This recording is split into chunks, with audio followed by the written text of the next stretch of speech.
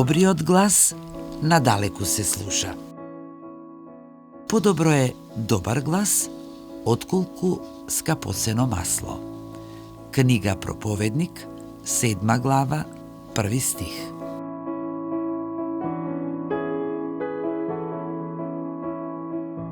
Угледот, честноста и добриот глас вредат повеќе од сите надворешни признанија и почести. Маслото мириса пријатно, но неговиот мирис бргу исчезнува. Доброто име пак останува и по човекот, како сведоштво за неговиот карактер, за неговите дела и за неговата љубов кон ближните. Добриот глас е венец што човекот не си го става сам на себе, туку му го ставаат делата.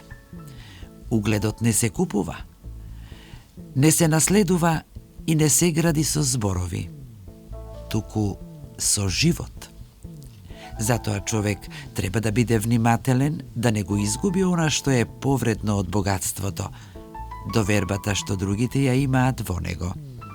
Кога таквиот живее честно, праведно и со чисто срце, тогаш добриот глас за него останува довека.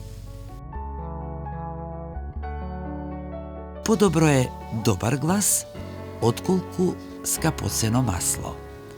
Книга Проповедник, 7 глава, 1 стих.